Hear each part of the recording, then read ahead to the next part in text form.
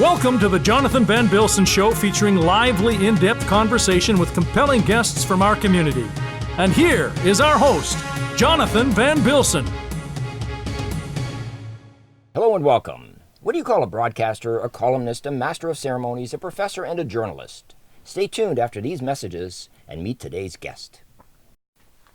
Our guest today is Ted Barris. Ted, welcome. It's a pleasure to be here, Jonathan. It's quite a switch from the time that you interviewed me. I think it was 19 years ago on Fresh Air. Yeah, and I'm trying to remember the circumstances. We had both been coming out with a new book, I think. I think it was. I think it was one of my books had just come out. And which one? This is a test. Yes, it was called The Crimson Mask. Good. And I think mine coming out at that time was something called Days of Victory, which I think I'd co-authored with my dad, Alex. I believe you did. We actually met, you probably recall, around 1996 in Pickering at a writers' festival.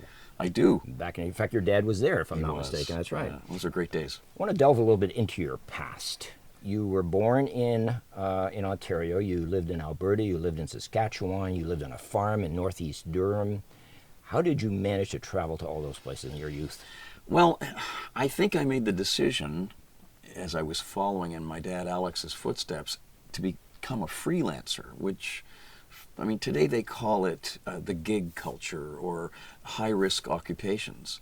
Essentially, it means that I don't have a job until I find a contract. Right. So I would go to Alberta to get contracts in broadcasting, or I might go to Saskatchewan and get some contracts for writing magazine articles. Around Ontario, I would be doing some fill-in work at CBC Radio or television and in other broadcast situations, but all on contract. So my work really drew me to where I lived. And then as I began to live in Saskatchewan or Alberta and Ontario, put down deep roots to get a sense of where I was, who I was living with, the culture and experience of the people around me, and they became the sources of my stories, whether it was in print or in broadcast. You also were very heavily involved with CBC. You did Metro Morning and Fresh Air. What was that like? Very pressured. And I loved it. There's nothing more compelling than walking into a Metro Morning production meeting of a few producers and the technician at about, maybe 4:30 in the morning when you're going to go to air at 6, reading the scripts for introductions to live interviews, much the same as we're doing here, but in some cases not knowing who the interviewee might be until the last minute.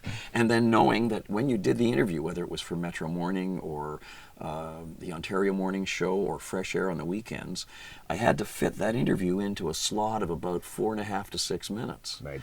And as you know, to bring an interview in its entirety with some sense of flow and completion into that time frame is really difficult. And you would do that 6 times an hour for 3 hours straight on Metro Morning. It was a pressure cooker, I have to tell you, but I loved every second of it because what you did in that studio went out into the great broadcast world, and people judged you on your ability to do that. Yeah, I loved it. The pressure is I think what feeds you too, right? Yeah, the pressure is what makes it. The adrenaline is there is the option in so much of production today. You can say, we'll fix it in post-production, like the error or the fluff or whatever. You can't do that on live. Yeah. What's out there is out there, and if people miss it, fine. But if they get it, they remember. I did radio for a number of years, and there are still a lot of tapes that I will never listen to again. I understand that you had some airtime on TVO as well. Yeah, in a number of situations. There was a program back in the 70s called The Education of Mike McManus. Okay. And he was actually a former priest who came over to television and did lengthy interviews. They would be 27 minutes in a half an hour or 53 in an hour. Wow. And we, as his production staff, would have to come up with the ideas of the focus of the interview and the interviewees. I remember one of the great moments in that show that I had the pleasure of producing, essentially doing the research on it, the writing, the scripting, and giving Mike McManus the script with the questions, was an interview with Joey Smallwood. Really? Canada's last father of Confederation. He actually brought Newfoundland into Confederation in 1949. And to interview Joey Smallwood in 1970, whatever it was, 2 or 3, what a privilege and what an extraordinary experience to be talking to a man who helped create Canada. Extremely intimidating, I'm sure. And then later, when I came back to Ontario after I'd been out west, I got involved in a much more production-focused story, a show called Inside Education. We did a daily education program covering politics and curriculum and teachers and students and parents committees and so on. And we had 3 hosts on the show. It was that kind of chugga, constant cut and thrust, almost like a news show, but focus on education, everything. And it was grueling, but quite rewarding because very diverse too, a very diverse career. It was, well, yeah, and it means that as a freelancer, I wasn't necessarily a specialist. Right. I knew a little bit about a lot of things. You're not slotted into one little silo. Right. And more people are interested in if you have a varied, selection of capabilities. Of course. I wanted to ask you about your column, Barris Beat, which I understand, if I'm not mistaken, your dad started that. He did. And then you took it on in 1982? Right. And continued on with it? When Dad came back from the war, and we'll talk later about his experience as an American medic in the Second World War, he came back to New York, tried to get a job at the New York Times.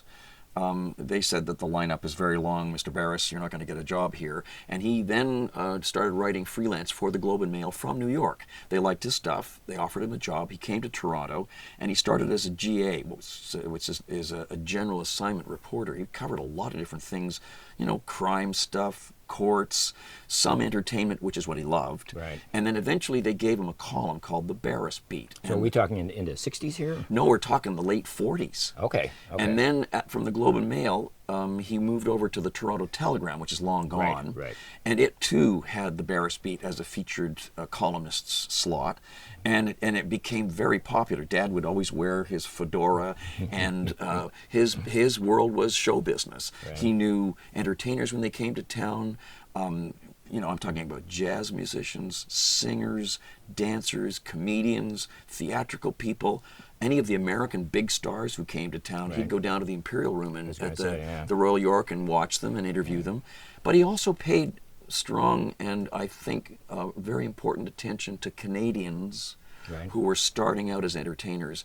And he literally fought in the editorial meetings at the Globe and later the Telegram to give them the space, the Canadians the space in those papers to give them exposure that the big stars were already getting. And I think that's one of the reasons why ultimately Dad got the Order of Canada, was for that chronicling of Canadian artists. You're bringing back memories when you say the Imperial Room and the Telegram. You're starting to date ourselves here. So did you carry on the column? I did. In the same genre, same manner?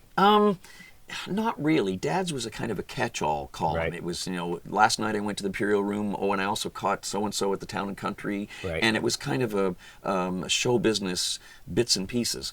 My columns are more thematic. Okay. I wrote one just this week about attitude.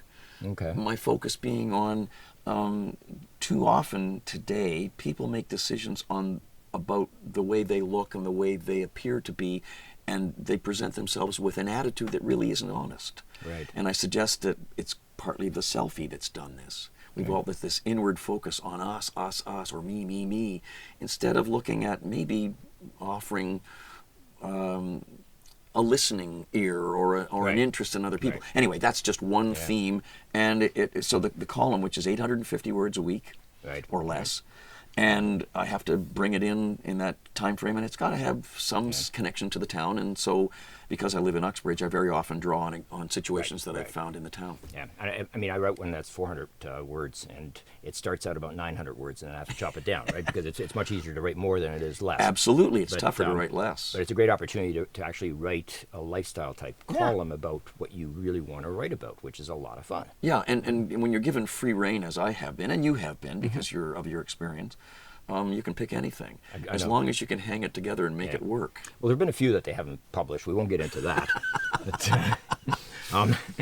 So I understand you were a founding member of the Uxbridge Arts Association, the Writers Community of Durham Region, and you also initiated the Jeff Gaston Scholarship, which I'm curious about. Jeff Gaston, long gone, died of cancer 10, 15 years ago. One of the things that I have always loved is hockey, and not just watching it, playing it. And I don't play very well. I've never played very well, but I still love it. What position do you play? Right wing. Okay. Always a winger. Again, I use the word Not play. in politics, in hockey we're talking. Correct. I use the term play and hockey and right winger euphemistically. It would be lowercase because I was never any good. Anyway, that's what old timers hockey is about. Right. In fact, I wrote a book about it many years ago called Playing Overtime, a celebration of old timers hockey. And what I discovered in my own experience and in the experience of the men and women around me was that those of us who didn't play very well back in the 50s and the early 60s, and they said at the end of like 15 or 16 years of playing, hockey at house league level, there's nothing left for you. Goodbye. Get out of here. Right. We're only interested in the stars. Well, what we discovered in the mid-1970s was there were a lot of us who were kind of coming of age where our kids were old enough they didn't need our full attention. We had a little bit more discretionary income, and we went back to the game we loved, just playing shinny and pickup, and then a little bit more elaborate and industrial hockey, but essentially hockey for the love of it. Right. And so that's what the Uxbridge Oilies began as, our old-timers team back in the 1970s, 80s. And I joined it when I came to Uxbridge. And one of my teammates was Jeff Gaston. He had the best snapshot from the point. The goaltender wouldn't even move and it'd be in the net. Really? And he was a wonderful, wonderful guy. Died of cancer. Before he did, I encouraged our team, the Uxbridge Oilies, to start a scholarship in his name because he was an athlete. He had gone to school as a kinetics specialist at university, and so we made a scholarship to help students who were hoping to get into kinetics at the university level to give them a leg up with the Jeff Gaston Uxbridge Oilies scholarship. And we've been doing that for 10 or 12 years now. And that's still going now, right? It That's is. going, oh, and that's will wonderful. go on as long as I'm alive. It's no wonder you were selected Uxbridge's Citizen of the Year, and I also understand that you were longlisted for the RBC Taylor Prize. This is a prize, the current book, Rush to Danger, is on that long list. This is a prize that was inaugurated 20 years ago by the family of Charles Taylor, who was a noted historian and writer. And for 20 years, they decided that they would recognize the best book in nonfiction in Canada once a year and award a prize of $30,000. To get on the list is quite distinctive.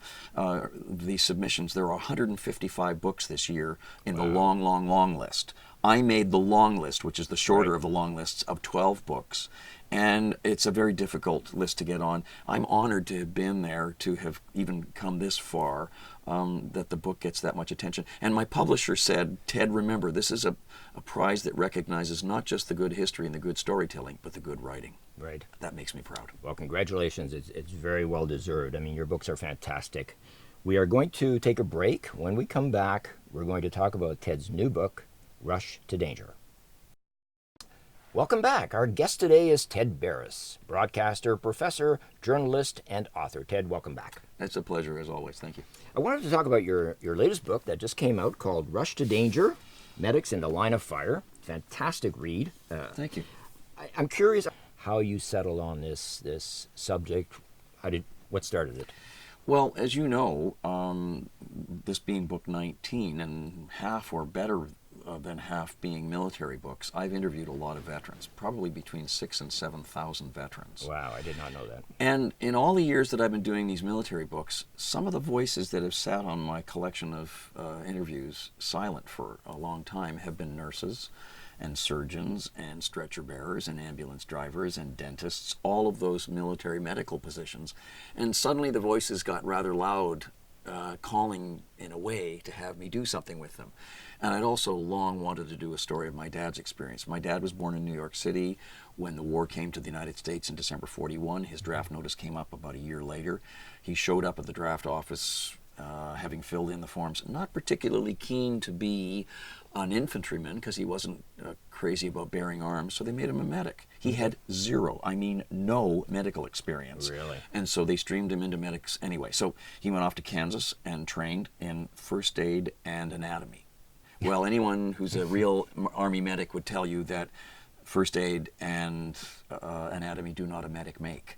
Right. But they streamed him that way. And he knew that ultimately he would prove his worth as a medic when the test came in the war, and ultimately it did. He ended up in the Battle of the Bulge. So that story, which I had known in very sketchy detail from my dad, all the years we had experienced writing and sharing of lifetimes together, was there.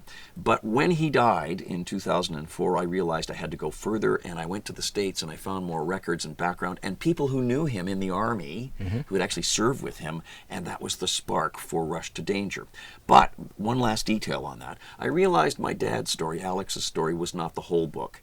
It becomes the spine to the book, and it becomes a way for me to go out to all those other interviews that have been sitting on my shelf all these years, calling to me to be used. And so the nurses, some of them going back to the First World War, stories going back to the Civil War and all the way up to Afghanistan and Iraq, all those stories suddenly come out with my dad's story through the middle of the book, bringing them into play. I understand he had the pleasure of meeting General Patton. I don't know that it was a pleasure. Patton was his commander. He was a member of the 94th Infantry Division, the 319th Medical Battalion, attached to the 3rd American Army, which was Patton's army. Okay. And one day after they had begun the Battle of the Bulge, and this is when Dad was sort of in the thick of the war, it was the bloodiest campaign the Americans waged during the war, suddenly his unit is called back from the front to a meeting. He doesn't know with whom or where or why. They're thrown into this amphitheater, an outdoor amphitheater, and in rolls Patton.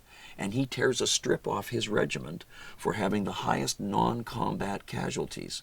Well, the reason they were high in non-combat casualties is it was the coldest winter of the war. They had no winter clothing, no winter boots, no supplies to deal with the cold. Really? And this was the environment my dad was trying to save lives in. Yeah. It was bitter. It was horrid. And it was also tough, savage fighting, because now suddenly in January, February of 1945, the Germans are thrown back into their fatherland and are defending their territory from American invaders, as it were. And it was in that ground that my dad served as a medic to his greatest extent. So when you refer to the Battle of the Bulge and the Ardennes Forest and that, do you want to just explain a little bit about where that exactly is? And well, through all of 1944, from June 6th, D-Day on, when the Allies land in France and then push the Germans all the way back from France, from Belgium, from the Netherlands, they're back. The Germans are back on their heels on the old Siegfried Line inside Germany.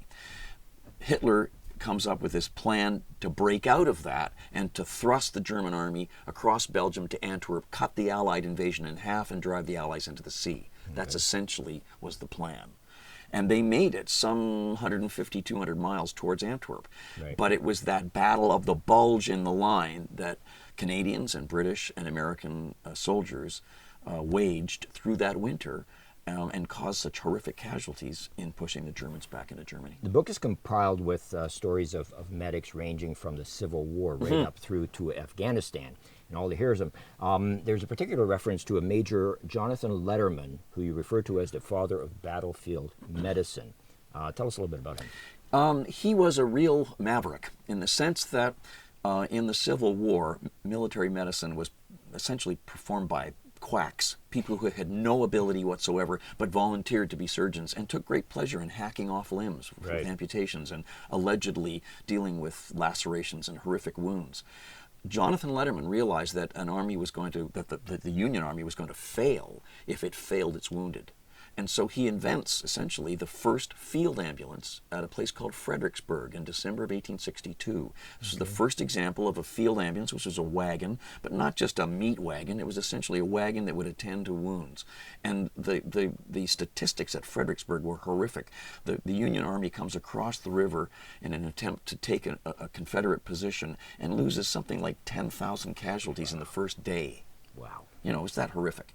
But in the middle of that, Jonathan Letterman gives some quarter to the men who are wounded, and this field ambulance, it sets a precedent for the tending of wounds, the removal of the wounded, the setup of hospitals, maintenance of them with hygienic conditions, food and bedding that is appropriate for serving the wounded. All these things were brand new and were born in 1862. What about surgical equipment? That would have been part of that as well? Or was that yes, pretty limited, but not particularly sanitized until Letterman, and that was one of the things he recognized was a need. And this was something that was actually carried over into the Canadian experience when Frederick Middleton, who was the leader of the militia that went west from central Ontario to quell rebellion in Saskatchewan by Riel in 1885, used to essentially the same effect. Right. So Letterman came up with the model, if you like, Very much so. Of the entire. But he was medical. so quick in and out of the military experiences. He was only the chief surgeon of the Potomac Army for about 2 years, and then he bowed out, having made his mark. Right. The underlying theme within the entire book is I think, is the heroism that these people brought to the front. You mention Captain Clooney McPherson, who's done quite a few things, and perhaps you could elaborate on some of his accomplishments. Well, he begins as a civilian doctor in Newfoundland and Labrador, and this is in 1912-13. So when the Great War begins in 1914, he steps up. Remember, Newfoundland was a dominion, and it wasn't part of Canada. So Newfoundland sends the Royal Newfoundland Regiment to the Great War. He offers his services as a medical officer, and he arrives in Belgium at the Battle of Ypres, the Second Battle of Ypres, when the Germans unleash chlorine gas. Okay. Against the Allies. The gas is floating across the Western Front into the very faces of the Algerians and the French and the Canadians. The Algerians and the French bolt. The Canadians stand their ground. And somebody screams at the Canadians, take out your handkerchiefs, pee into them, and put the handkerchiefs over your noses and mouths. Wow. Because the ammonia in the urine would crystallize the chlorine and prevent them from suffocating. Wow. But that was momentary. Right. They had to come up with something better. So McPherson comes up with the idea of using something he'd invented in Labrador in his civilian doctor days, a hood which would go over the head of a patient, in this case, not as a protective against the cold, but a protection against the gas. Right. He comes up with something called Viella cloth, which is impervious to chlorine, and a visor which he moderates to essentially mass produce what he called an anti-gas helmet. Okay. And when he reports back to Sir Arthur Keogh after having experimented with all these various devices for a few weeks, Keogh says to him, how are you doing? And McPherson says, it's been difficult. He said, have you got enough material, Keogh says, for 200,000 helmets? And McPherson says, well, I thought it was going to be so difficult, maybe I should make 1 million. Keogh says, how dare you? You should presume you could go ahead and do that. And he said, well, I thought it was in the public interest. And Keogh says to him, how come you didn't make 5 million? And he made 22 million. Wow. And he saved lives such as we cannot imagine. And I'll bet you that's something that they never taught any Canadian in history class. Yeah. What a great story. That's amazing. It's amazing. You just assume these things sort of develop magically, right? You don't really, until you dig into the stories of these people and find out the troubles and the problems that they faced. It gave me a great lesson in how medics of any shape and size and variety and in any period had to be innovative. Right. And that's what McPherson did. He was innovative on the spur of the moment. I mean, this antidote couldn't wait. You couldn't think about it and imagine and go to the lab. This had to be instantaneous. There's no wall you put up to hold the chlorine gas back for. Exactly. I know. There's also a story of Princess Louise. You may want to explain who Princess Louise was. Well, I followed through my research one of the regiments that fights through Italy, and it was a New Brunswick regiment. They were known as the Princess Louise Regiment, and Princess Louise being the royal family member. And as was often the case, royal family members were often commanders-in-chief of various military organizations, in this case the New Brunswick Regiment. Anyway, they're fighting their way through Italy, and it's in the middle of the battle for the Gothic line, I think, was when the Germans are now in Italy and essentially attempting to prevent the Allies from liberating the body of Italy. Okay. And in this one battle, suddenly the fighting dies down, and one of the members of the Princess Louise hears a whimpering of clearly an animal in distress, and they find this foal just born maybe a month previously over its mother, and the mare is dead. And so these guys, the Princess Louise members of this tank group, get their medic to attend to the foal and then release it, hoping that it'll manage on its own. Well, it won't leave them. Right. It sticks around, and so they adopt it. And in fact, they name the pony or the foal Princess Louise after their own regiment. But as has been pointed out astutely by your producer, one of the most important things about that horse in the regiment's history is most of these guys from New Brunswick were farm kids. Right. They were used to a rural life. For some magical reason, having that horse to focus their attention and care and concern on help liberate them from the horrors of war during the period they adopted the horse as the mascot. And as it turned out, they took the Princess Louise foal all the way through Italy, all the way through France, all the way through Belgium and Holland, and actually brought her home to New Brunswick, where she survived and gave birth to further foals back in New Brunswick. Is that amazing? Great tradition. I did want to ask you very quickly, we've got about a minute or so left. Dr. Jacob Markowitz, who spent time in a POW camp in Japan, reminded me of the bridge on the River Kwai.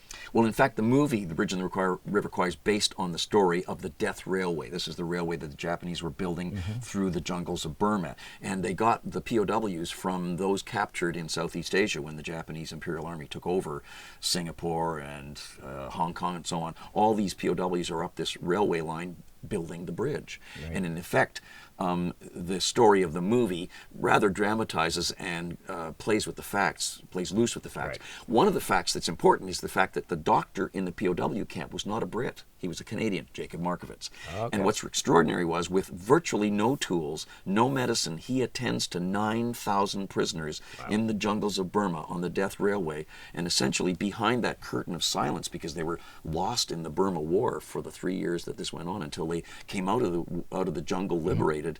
That's when the stories of this guy's heroism emerge. That is amazing. Ted, thank you so much for being here today. We're actually going to have you back on our program later on in the year to discuss some of the other 18 books that we didn't get to today. A pleasure seeing you again.